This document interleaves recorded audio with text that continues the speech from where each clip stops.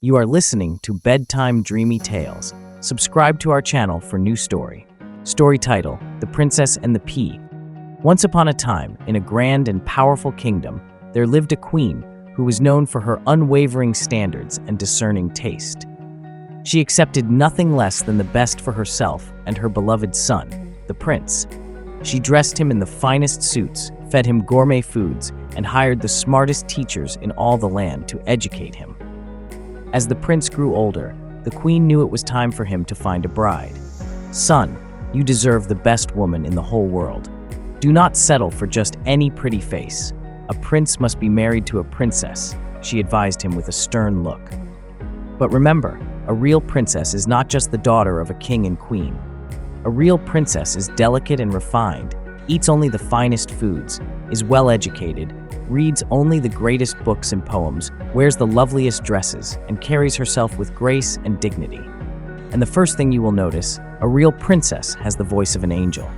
With these words etched in his mind, the prince set off with his loyal servants in search of his princess. He traveled for days and finally reached the nearest kingdom. At the castle, he introduced himself to the king and queen, who were immediately impressed by his handsome and polite demeanor. They thought it would be a good idea to introduce the prince to their daughter, a princess who was not yet married. The king and queen led the prince to the princess's study, where she was busy reading poetry as a servant fixed her hair. The prince was happy to see that she was very beautiful, and she smiled at him as he greeted her. "Hello, princess," said the prince. "Hello," squawked the princess, her voice hoarse and cracking. Are you all right, princess?" asked the prince. "Can I bring you a glass of water?" "No, I am not thirsty," replied the princess, smiling politely. "Well, it was lovely to meet you," said the prince nervously. "I must be going. It is very late."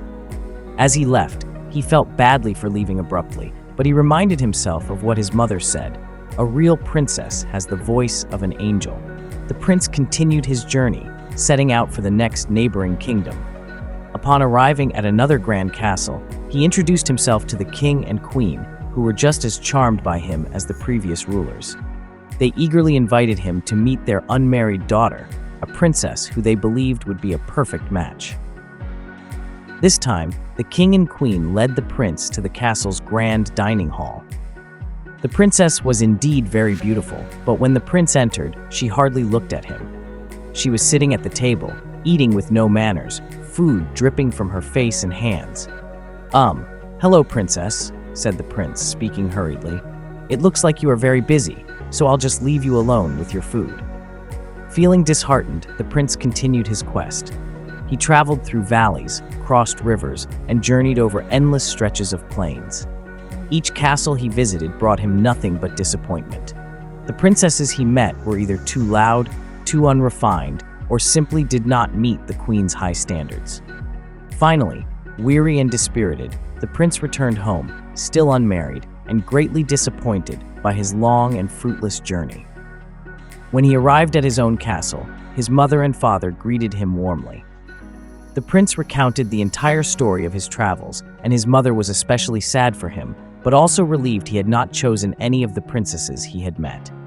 That very night, a terrible thunderstorm raged across the kingdom.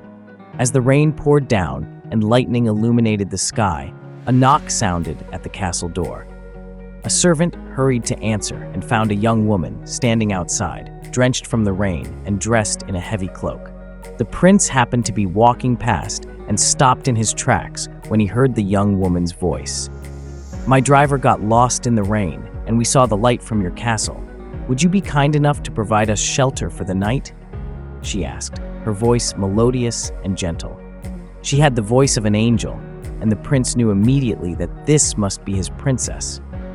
He quickly ran up and excused the servant. "Of course you're welcome to stay, good lady," he said, bowing respectfully. "Allow me to take your coat." When she pulled the hood off her head, the prince thought that she was the most beautiful woman he had ever seen in his life. "Thank you so much, kind sir," she replied with a grateful smile. The prince, filled with excitement, ran to tell his mother about the mysterious guest. After he told her the story, she scoffed. "My dear son, she is no princess," she said. "What kind of a princess goes out in the rain, knocking on doors in the middle of the night? Shouldn't she have a servant for that?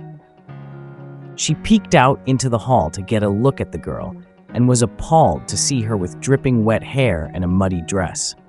You see, she's no more than a common peasant. But mother, argued the prince, look at how she walks. I've never seen anything more graceful. The queen could see that her son had already fallen for the girl, so she quickly devised a plan to get rid of her. All right then, if you don't believe me, we will put her to a test. Tonight, we will dress her bed with 10 of the softest, fluffiest, most luxurious feather mattresses in the castle. Then under the 10 mattresses, we will place a single uncooked pea. If this pea disturbs her sleep, then we will know. Only a real princess would be delicate and refined enough to feel the pea. The prince didn't think that anybody would be able to feel the pea, but he trusted his mother's wisdom. Besides, he thought, he didn't want to marry anything less than a real princess. The queen ordered her servants to gather the best mattresses they could find and bring them to the guest tower. Then she took a single pea, placed it right in the middle of the bed, and had the servants stack all the mattresses on top. The prince escorted the guest to her room, where she needed a ladder to get to bed. He wished her a good night and left her to rest. In the morning, the prince eagerly awaited the mysterious guest in the dining hall. When she arrived, she looked terrible. She had dark circles under her eyes and was sipping a large cup of tea. "I am so tired," the princess told a servant. "Please do not tell the prince, but that bed is awful. I felt like there was a brick inside it. I did not sleep a wink all night." The prince rushed over to her side and knelt before her.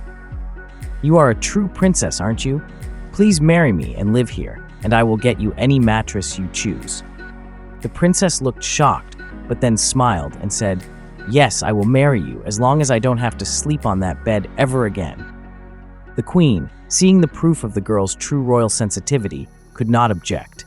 The next day, after the princess got a good night's sleep without a pea to disturb her, the prince and princess were married in a grand ceremony. The kingdom celebrated their union with feasts and festivities that lasted for days. The prince and princess lived happily ever after, ruling their kingdom with grace and kindness. The queen, though initially skeptical, grew to love her new daughter-in-law and admired her delicate and refined nature. And as for the pea, it was placed in a grand glass case in the Royal Museum, where it was admired by all as a symbol of true royalty.